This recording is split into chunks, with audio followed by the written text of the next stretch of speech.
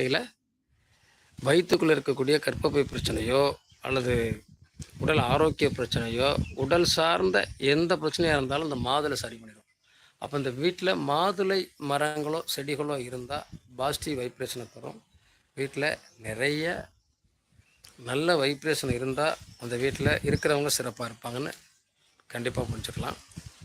இது பார்த்திங்கன்னா இந்த செடியை பார்த்திங்கன்னா செம்பருத்தி. செம்பருத்தி எவ்வளோ பெரிய மருத்துவ குணம் வாய்ந்தது அப்படிங்கிறது உங்கள் எல்லாருக்கும் தெரியும். செம்பருத்தி இலை, செம்பருத்தி பூ வீட்டில் இருந்தால் செவ்வாயுடைய ஆதிக்கம் இருக்கும்.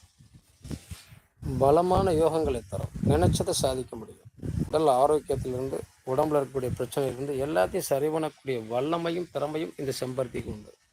அதனால் இந்த செம்பருத்தி பூ, செம்பருத்தி இலை, செம்பருத்தி செடி, செம்பருத்தி எல்லாமே மருத்துவ குணம் வாய்ந்தது தான். இது வீட்டில் இருந்ததுனாலே ரொம்ப பாசிட்டிவான எனர்ஜியை கொடுக்கும். ரொம்ப நமக்கு தேவையான விஷயங்களை அது எடுத்து கொடுத்துரும் அப்படின்னு சொல்லுவாங்க. அந்த வகையில் செம்பருத்தி நமக்கு ரொம்ப ரொம்ப முக்கியம் அப்படிங்கிறதையும் நம்ம மறந்துட முடியாதுன்னு நினைக்கிறேன்.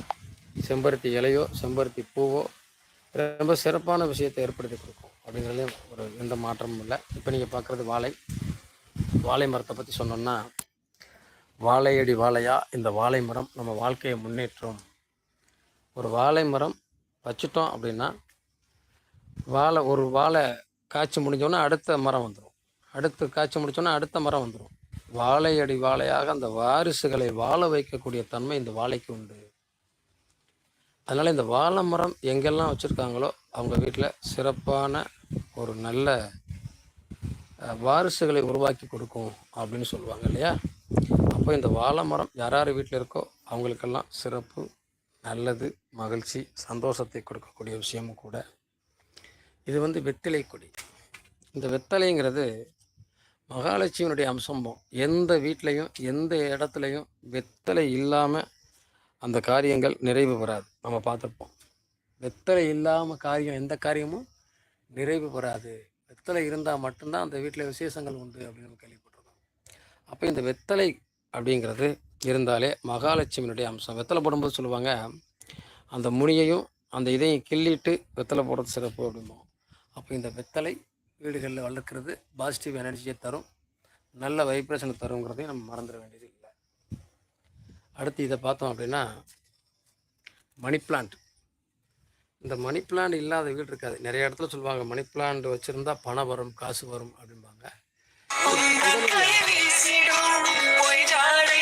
புதனுடைய அனுக்கிரகத்தை பெற்ற இந்த மணி பிளான்ட் வாழ்க்கையில் ஒரு பெரிய வளர்ச்சியை கொண்டு வரும். பொருளாதாரத்தில் ரொம்ப சிறந்த இடத்துக்கு போகும்.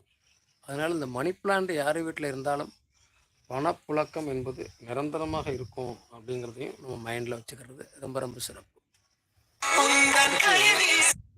மணி பிளான்ட் அப்படிங்கிறது ரொம்ப சிறப்பு. அது யார் வீட்டில் இருக்கோ பார்த்துக்கோங்க, நல்லதும் கூட. இப்போது இது மருதாணி விதை அப்படிங்கிறதோ மருதாணி இலை என்பதோ வீட்டில் இருந்தால் அந்த வீட்டுக்கு மிகப்பெரிய சிறப்பு அப்படின்னு சொல்லுவோம். என்ன அப்படி மருதாணி விலையில் அவ்வளோ ஒரு சிறப்பு இருக்குது? நீங்கள் எல்லோரும் பார்த்துருப்பீங்க. மருதாணி இலையை நம்ம கையில் வச்சுட்டோம் அப்படின்னா 6 நாட்கள் வரை அவர்களுக்கு மரணம் கிடையாது. அவ்வளவு பெரிய விதியை வெல்லக்கூடிய, மரணத்தை மாற்றக்கூடிய தன்மை இந்த மருதாணிக்கு உண்டு. வசிய சக்தி உண்டு. இந்த மருதாணி இலையை அரைச்சி நீங்கள் கையில் வச்சுக்கிட்டீங்கனாலே நீங்கள் சொல்லக்கூடிய வார்த்தைக்கு மரியாதை இருக்கும், மதிப்பு இருக்கும்.